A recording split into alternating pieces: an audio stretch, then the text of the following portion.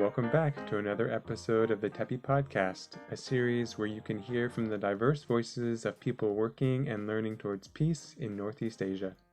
In the last episode, we got to hear from An Eun-kyung, who shared about her experience as a teacher implementing restorative practice with her students.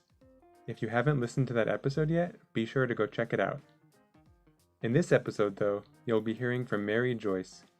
Since 2005, Meri has been International Coordinator of Japan-based international organization Peaceboat. Peaceboat is the regional secretariat for the Global Partnership for the Prevention of Armed Conflict, or GPPAC, in Northeast Asia. And Meri is the Regional Liaison Officer for GPPAC in the region.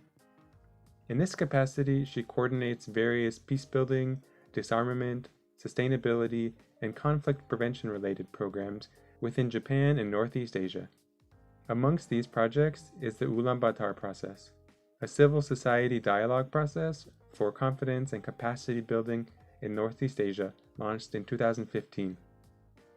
Meri also sits on the steering committee for the Northeast Asia Regional Peacebuilding Institute, or NARPI, and is an advisory board member of Women Cross DMZ, and is involved in various coordination work as part of Peaceboat's role as an international steering group member of the 2017 Nobel Peace Laureate, the International Campaign to Abolish Nuclear Weapons, or ICAN. In addition, she is also active as an interpreter and translator between Japanese and English. In 2020, Meri was appointed as a Goodwill Ambassador for Peace on the Korean Peninsula by the Republic of Korea Minister for Unification. In short, Meri has a lot of experience and insight into discussions of peace building in Northeast Asia. She shares some of that insight with us in this conversation, so be sure to listen through to the end. So without further delay, here is Meri Joyce.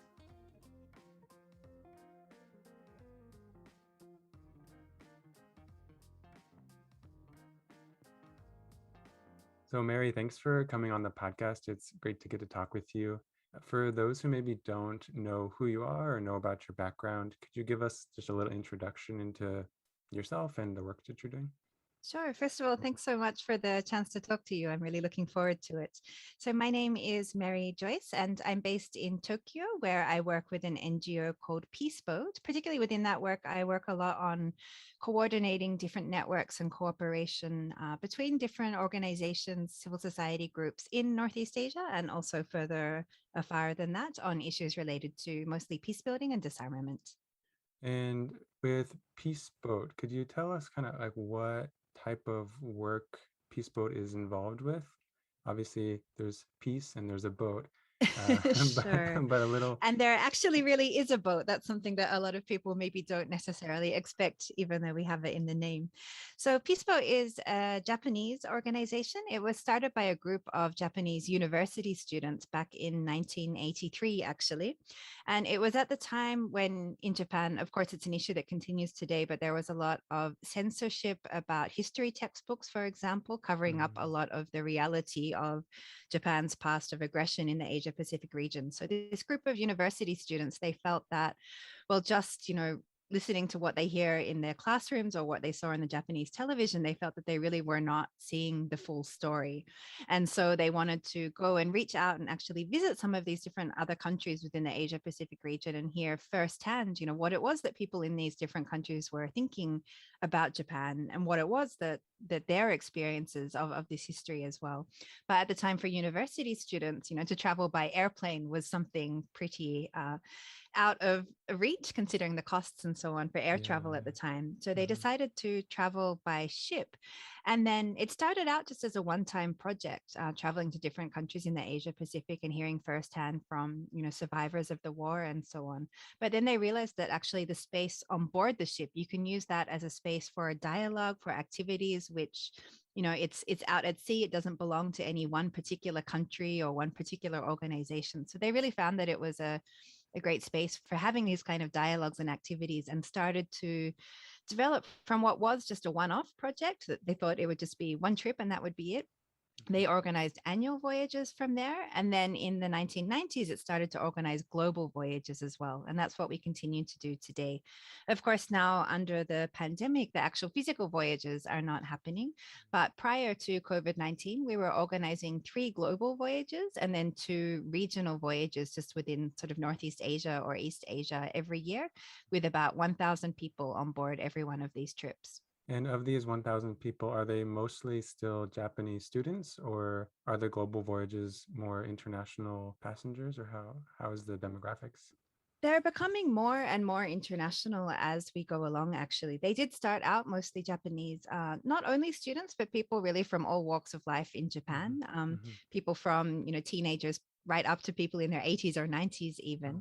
But in recent years, it's actually expanded and there's a lot more other participants from different Asian countries, from mainland China, from Taiwan, Hong Kong, Singapore, Malaysia, and from Korea as well. Once a year, we also organize what we call the Peace and Green Boat Voyage, Mm. which is something we actually do as a joint project together with a Korean environmental NGO called the Green Foundation.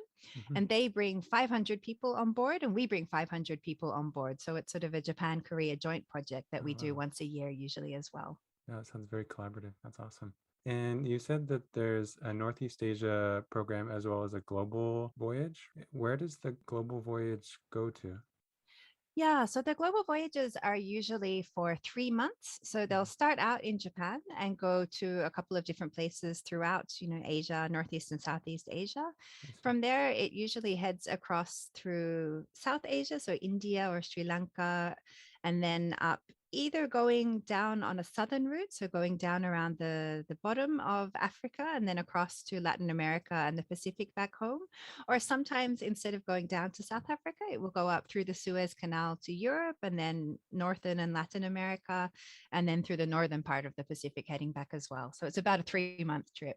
You mentioned originally it was university students wanting to get a broader perspective about the kind of traumas and pains of the war, beyond what the Japanese media was talking about. But kind of has it expanded? If it's kind of traveling globally now, is this the kind of peace education component? Is it kind of branching into other areas as well, or is it mostly kind of post World War II kind of pain and peace building types of content?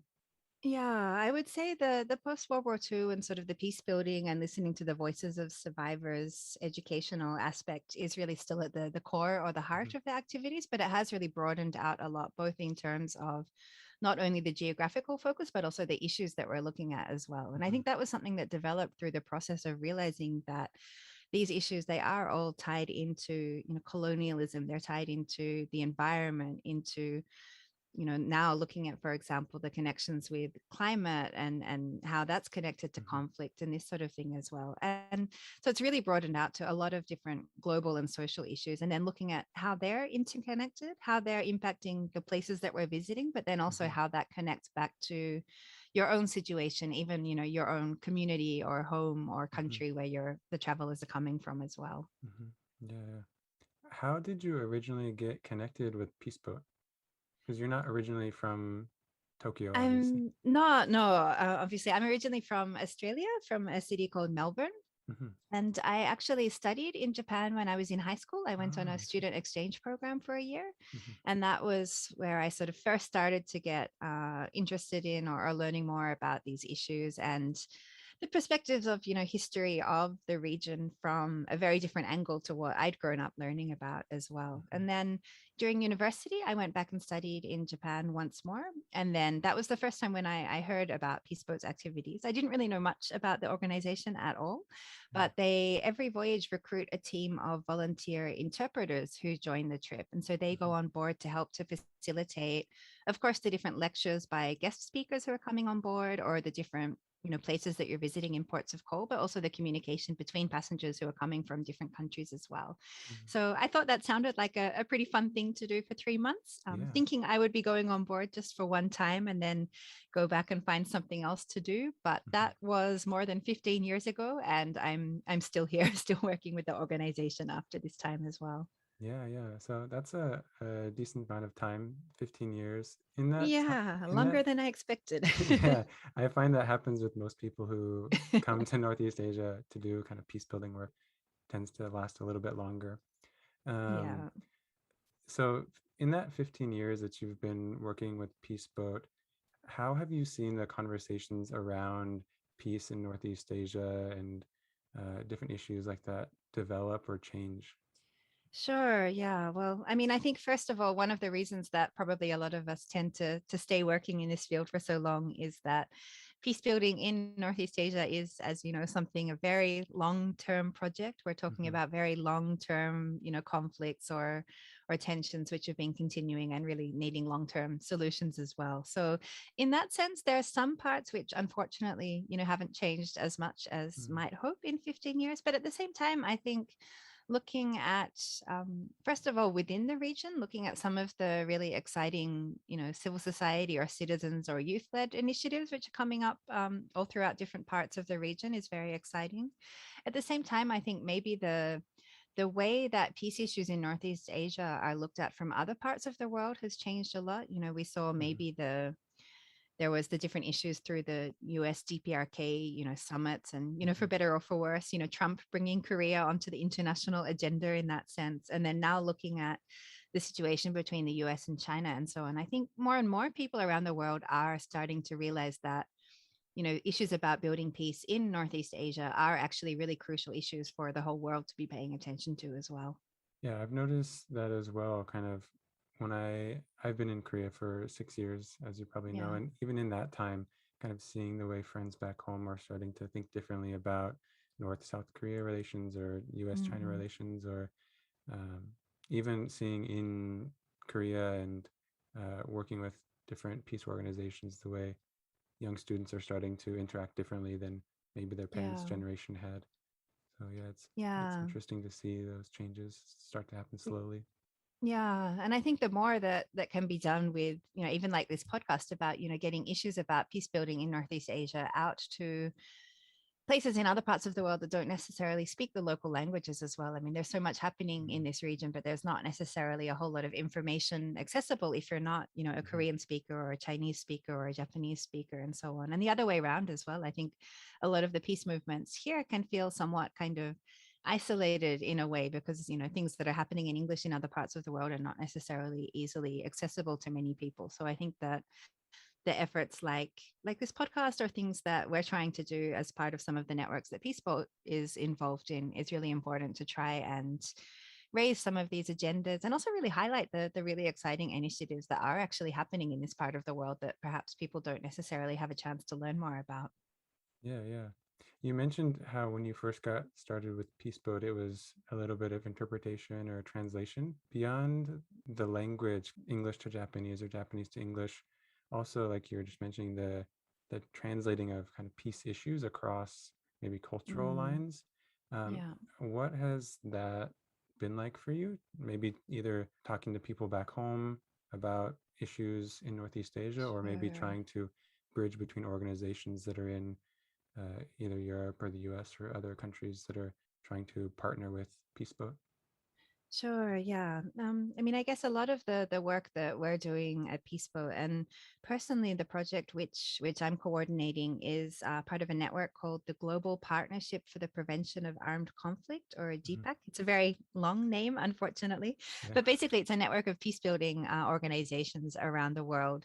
And we have 15 different networks, and Peaceboat is coordinating the Northeast Asia regional network. There's also, there's groups in Southeast Asia, in, Latin America, in different parts of the world that have their own different processes and agenda that they're doing. But within Northeast Asia, I think what's really important to recognize is, of course, how much the different, tensions and the issues which are happening today are all really linked to this historical legacy and these historical issues which are still yet to be resolved. I think that's something which often is maybe I'm not sure if underestimated is the right word, but it's not necessarily easy to understand fully unless you're really here and see how that tangibly impacts, people's lives and perspectives and education and how Hmm. people interact with each other, how governments interact with each other. So I think bringing that the understanding of things on that really deeper level is something which is not always easy from outside of the region. But I think in a way that's how I personally have kind of found that there is somewhat of a role to play as someone who comes from outside the region. I mean, Mm-hmm. Australia is somewhat geographically close, but of course it's separate in a way as Mm-hmm. well. So Mm-hmm. when we are looking at, building dialogues between people from Japan, from both Koreas, from China together, and so on. If I were a Japanese person coming from a Japanese NGO to facilitate this kind of dialogue, that's a very different thing to someone coming who is from a little bit of an outsider sort of perspective as well. So Mm-hmm. there's pros and cons, I think, in how that, but there's the more and more that can be done to just have opportunities to learn those different perspectives, to hear those different experiences, I think is still really, really crucial. Yeah, yeah. Yeah, I like the way you phrase that, opportunity to learn different experiences and see different perspectives. I think Mm, as I've kind of been able to kind of be in some of these spaces where some of these conversations about historical harms or peace building across borders or things like that are happening, mm, realizing that the more diverse perspectives that you can include at the table, especially in a region that yeah. has so many different perspectives, really, I think, deepens that conversation. And like we've talked Yeah. about, kind of takes time, but yeah, I think that's one of the first steps for sure. Yeah, yeah, very much. And I think that's, even on the personal level, while travel and, tourism between different countries in Northeast Asia might have become a lot more, active in the past years, there's still very few opportunities for people to, meet each other on a personal level between these different countries. And then also when it comes to countries like North Korea, for example, there's lack of diplomatic relations between, most Mm-hmm. parts of the region. And it's, you know, almost impossible to have these discussions about what's happening in Northeast Asia in an inclusive way, which actually has voices from all parts of the region. So that's Mm-hmm. something that we're really trying to do as GPAC, as the network, as well as to create these kind of spaces where, at the very least, we can have a safe platform for participation from people from diverse backgrounds from each part of the region as well. Mm-hmm. Yeah, yeah, yeah. I know in a lot of your work, you're working with civil society organizations, but I think some of your work is also collaborating with academics and grassroots activists. Yeah, And we're talking about these different perspectives. I think sometimes academic perspectives and activist perspectives, they can collaborate a lot, but also they can mm, bring these different values or different approaches to peace mm, building, and that can sometimes, I've seen, create tensions. And so I'm sure. wondering, in your work, what have you noticed as important for these partnerships of different perspectives in terms of maybe academic perspectives to peace building and grassroots activist perspectives to peace building? Sure. Yeah, I think that's a really important factor, and it's also, as you said, it's not something that's always necessarily very easy. Mm-hmm. We do very deliberately try and ensure that we have collaboration, through these different sectors, right from the grassroots through to academics as well. And I think what's really important, or one of the things which is really achieved through that, is remembering that these are not abstract issues that we're talking about. When we're talking about peace and security, it's not just talking about numbers on a page, but this is talking about actual people's lives, people's experiences, Mm-hmm. people's what they're going through on a day-to-day basis. And I think that that's something which it's so important to ensure that those grassroots perspectives are included within that, but then also to have the sort of academic angle, I guess, puts that also into the broader context there as well, saying these are not isolated incidents, but it's all part of these systems or these mechanisms, and that sort of thing as well. So it's not always easy, as you say, often come in with very different ways of looking at the world. But I think the more and more, the same as having more perspectives from different backgrounds in terms of different countries and so on, the same more and more different backgrounds from your approach to dealing Mm-hmm. with these issues is also really important, I think. I like that approach. That seems, I think, really helpful and necessary in such, like you're saying, such a um, an issue that's can be so contentious, but also so directly impact people's lives. Yeah. And I think especially in Northeast Asia, it's not necessarily a part of the world which civil society, traditionally has a very large voice. While there may be Mm-hmm. some parts of the region where, civil society has had huge, huge impacts. And, I mean, the candlelight revolution, it's incredible. But then other parts of the region where peace and security issues aren't necessarily something where it's seen that civil society should even have a voice, Mm-hmm. in a lot of countries which tend to be a lot more, conservative in terms of their space for citizens' participation in politics and that sort of thing. So I think that collaboration on those different lines also helps to expand that space for citizens groups or civil society groups to have a voice as well, where on their own, maybe it might not be so easy to access or to have the voice sort of heard in a way. Mm-hmm. Mm-hmm. Yeah, yeah. Kind of shifting a little bit, I wanted to ask, in speaking about peace and security in Northeast Asia, one thing that often comes up is conversations about nuclear weapons and Mm, DPRK and yeah, the Treaty on the Non-Proliferation of Nuclear Weapons, trying to limit the spread of nuclear weapons. But I've heard some critiques that that NPT can kind of be unequal from the perspective of smaller countries sure. who feel like this is imposed by kind of these larger global powers who Mm, are really, in a sense, getting to keep their weapons, but then say no one else gets to have them. And so, from sure, a peace sure. perspective, that could be perhaps challenging. So, I was wondering if you've had any conversations that are kind of trying to take a more just approach or a more creative approach to that threat of nuclear weapons. Sure, yeah, very much so. And I think that that is something that, it's a really important point to think about when we think about the Treaty on the Non-Proliferation of Nuclear Weapons, for example. This was something which was negotiated and agreed upon, at the height of the Cold War, in the late 1960s. And it's a very different world that we're living in now. But first of all, the fact that that treaty has in its very core the fact that some countries can have nuclear weapons and other countries cannot. That's something that when we're coming at it from a peace perspective, of course, we think that no country should have these weapons, and we should be working Mm-hmm. towards making sure that all of them are eliminated. Even one of these Mm-hmm. weapons held by one country is still a threat to people's peace, people's lives, and so on as well. So Mm-hmm. the main, I think, approach that we've been doing a lot of work in actually is in connection with Peaceboat's participation in a coalition called the International Campaign to Abolish Nuclear Weapons, or Mm-hmm. ICAN. And the goal of ICAN, which is a campaign that was set up sort of a little bit more than 10 years ago, was to work towards a treaty which goes one step further than this and actually prohibits all nuclear weapons. This treaty actually did happen thanks to the effort of ICAN and many different civil society and also governments, particularly of smaller governments, who, as you say, felt that, their voice was not necessarily being reflected. So the treaty was adopted at the United Nations in 2017, and ICAN was actually awarded the Nobel Peace Prize for its role in that very year as well. And then in January this year, in 2021, the treaty finally came into effect.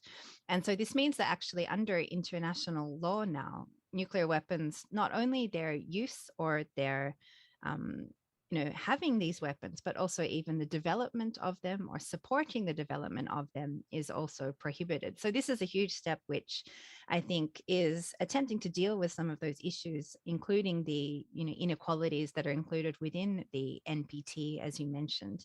But the other really important points from that also that, and I think the fact that civil society had such a huge role in making this treaty in a reality is the fact that, and comes back to the point that we were just talking about in terms of the human perspectives of this, or looking at this from not only a security issue and theories on paper, but from a humanitarian perspective, thinking about if any one of these weapons to be used, what that would actually mean for humanity, mean for Mm-hmm. our planet. The weapons Mm-hmm. that exist now are completely different to those that were used in the 1940s, and even that we saw the horrific consequences that they Yeah. had. Yeah. And so, what was really key there actually was having the voices of the survivors. So, both the Mm-hmm. Hibakusha, the survivors from Hiroshima and Nagasaki, but also people from, for example, my country, Australia, who are impacted by nuclear testing in Australia and also by uranium mining. Also, Mm-hmm. people from the Pacific Islands who have suffered so much through, these huge amounts of nuclear tests happening on their land and in their waters. And so having the voices of these people who are, I mean, they're the real experts in nuclear Mm-hmm. weapons. They're the ones that actually know exactly what Right. happens when these are used on their their communities. And so having their voices at the center of the campaign was, I think, what really made it possible to actually create this new treaty and bring that so that it entered into force as well. So I think that bringing these humanitarian aspects when we're looking at nuclear weapons issue is something which is, it's been the real game changer. It still has, a lot more work that needs to be done to bring more and more countries supporting the treaty.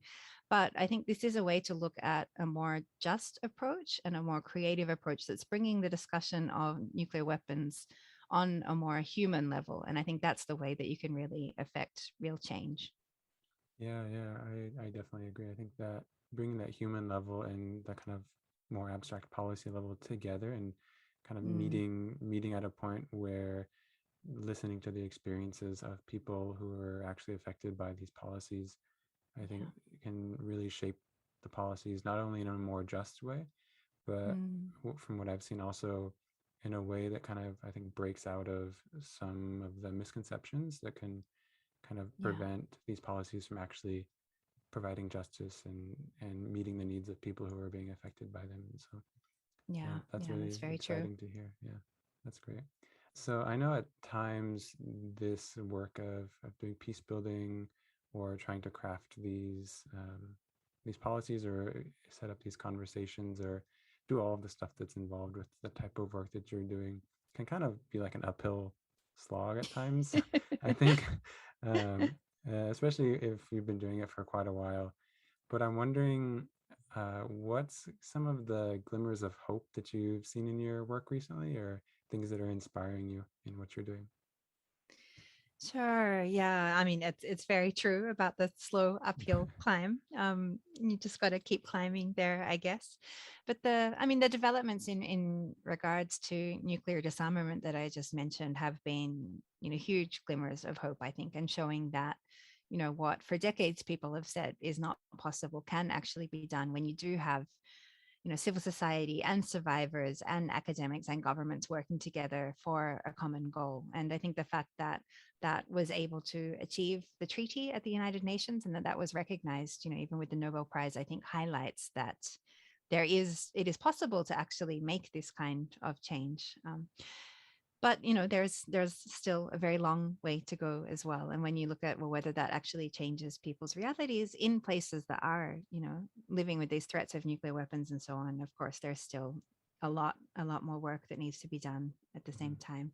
mhm, I think, looking at from more perspective in Northeast Asia as well, as you mentioned, they might be quite small efforts, but there's so many really sort of exciting or innovative different new projects or initiatives or conversations which are happening, which I think are really glimmers of hope and really exciting to see what they'll be leading to in the sort of time as they're coming as well. So mhm, they're small steps, but there's always something happening, which means that there's always some hope there and some, mhm, wanting to move forward as well. mhm. Yeah, yeah. Was there anything that I didn't ask about your work that you wanted to share, or things that Peaceboat's doing, or any of the other organizations you're working with? I know you're involved with quite a few, so Sure. yeah, Yeah. I mean, I think a lot of the work that I'm doing is of course, I'm based at Peaceboat, but yeah. in bringing together different organizations or trying to use, I mean, Peaceboat as our voyages, we hope, or we try to use those as a platform for bringing different people together, different organizations and issues and so on. And so personally, that's a lot of the work that I'm doing as well, as you mentioned. I think maybe I might just mention that, at the moment, although our voyages themselves are not running, we're doing a lot of different projects online, which are always open for many different people to become part of. When it comes to, I mean, we spoke a lot about the nuclear issue today, so maybe to Mhm, share a couple of those. One is that usually on Peaceboat's voyages, we invite, as we mentioned, survivors from Hiroshima and Nagasaki, but not only Japanese survivors, also Korean survivors, also survivors of nuclear tests around the world, to travel with us on board and give their testimonies in different ports of call. And that actually has had a real role in helping the momentum for the nuclear ban treaty, which I mentioned, and hearing those firsthand stories and so on. So we've been actually shifting that project online this year. So we've been holding different testimony sessions with different school groups or citizens groups and so on around the world. I think we've held them in about 50 different places so far in different countries all around the world. And we're still looking for more different organizations or individuals who are keen to host that kind of session. So that's, first of all, something I'd really like to share the invitation. If there's anyone interested to work with us on an event like that, we'd love to hear. And then we're actually going to be gathering these different messages together and the different voices that have been heard in response to these sessions all around the world, to share them at the first meeting of the countries which have joined the Nuclear Ban Treaty, which is going to take place in March next year in Vienna. So that's one exciting thing that we're working on. The other thing in the GPPAC network, which I mentioned as well, where, while this year under the pandemic, it hasn't been possible to actually meet with people physically across borders or internationally, we're hoping that from next year we can also be doing a lot more different projects in Northeast Asia, creating different trainings or dialogue sessions or different things for people to come together and have more opportunities to, as we said, share those different perspectives and experiences on peace and security in the region. And we're always looking for different new ideas or people to collaborate with and that sort of thing as well. So if there's anyone who'd be interested in learning more about what we're doing as part of the GPPAC network, I'd be really excited to connect as well. Yeah, wow, those all sound like great opportunities. I'll be sure to add some links in the podcast description for anybody who's interested. Yeah. Well, Meri, it's been a pleasure getting to hear about your work. Thank you so much for sharing and for coming on the podcast. Thanks for having me, and thanks for making this series. It's been great to listen to all the other sessions as well.